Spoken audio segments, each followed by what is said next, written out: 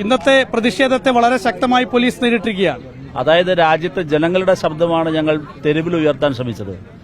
ഞങ്ങളെ അറസ്റ്റ് ചെയ്തു, ജയിലിലേക്ക് കൊണ്ടുപോകുന്നു. നോക്കൂ, ഇതൊരു ജനാധിപത്യ രാജ്യത്ത് പാർലമെന്റിനകത്ത് ഇരുസഭകളിലും ചർച്ച ആവശ്യപ്പെടുമ്പോൾ ഗവൺമെന്റ് ചർച്ചയ്ക്ക് തയ്യാറാകുന്നില്ല. ഇലക്ഷൻ കമ്മീഷൻ സംശയത്തിന്റെ നിഴലിലാണ്. തുടക്ക ദിവസം മുതൽ ഇത് ആവശ്യപ്പെട്ടിട്ട് പ്രധാനമന്ത്രിയോ ഒരാൾ വാതുറക്കാൻ തയ്യാറാകുന്നില്ല. എന്നിട്ടോ ഞങ്ങൾ ഇലക്ഷൻ കമ്മീഷൻ ആസ്ഥാനത്തേക്ക് പ്രതിഷേധ മാർച്ച് എടുത്താൽ മുഴുവൻ പേരെയും കൂട്ടത്തോടെ പിടിച്ച് ജയിലിടുകയാണ്. എത്ര കാലം വേണമെങ്കിലും ഇക്കാര്യത്തിൽ ഞങ്ങൾ ഏറ്റുമുട്ടാനും ഞങ്ങൾ പൊരുതാനും ജയിൽവാസം അനുഷ്ഠിക്കാനും തയ്യാറാണ്. ഒരിഞ്ചു പിറകോട്ട് പോകില്ല. ഇത് നേരത്തെ ഇവിടെ പറഞ്ഞതുപോലെ എല്ലാ പ്രതിപക്ഷ രാഷ്ട്രീയ ജനാധിപത്യ ശക്തികളാകെ ഒരുമിച്ചണിനിരക്കുന്ന ഇന്ത്യൻ ജനാധിപത്യം സംരക്ഷിക്കാനുള്ള വലിയ പോരാട്ടമാണ് നടക്കുന്നത്. ഇന്ത്യൻ ഭരണഘടന നൽകിയിരിക്കുന്ന ഉത്തരവാദിത്തമാണ് ഇലക്ഷൻ കമ്മീഷൻ നിർവഹിക്കേണ്ടത്. അല്ലാതെ RSS കാര്യാലയത്തിൽ നിന്ന് എഴുതി കൊടുക്കുന്ന വാറോല അനുസരിച്ച് പ്രവർത്തിക്കേണ്ട സ്ഥാപനമല്ല ഇലക്ഷൻ കമ്മീഷൻ.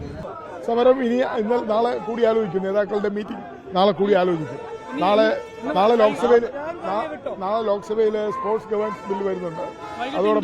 അതോടൊപ്പം തന്നെ പോർട്ട് ബില്ല് വരുന്നുണ്ട്. ഈ രണ്ട് ബില്ലും സഹകരിക്കണമെന്ന് നേരത്തെ തീരുമാനിച്ചിട്ടുള്ളതാണ്.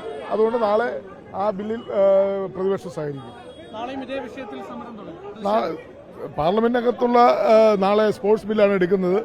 അതിൽ പങ്കെടുക്കണമെന്നാണ് നേരത്തെ തീരുമാനിച്ചിട്ടുള്ളത്. അതുകൊണ്ട് തന്നെ നാളെ ആ ബില്ലിന്റെ ചർച്ചയിൽ പങ്കെടുക്കും. ബാക്കിയുള്ള കാര്യങ്ങളെല്ലാം നേതാക്കൾ നാളെ കൂടി ആലോചിച്ചു.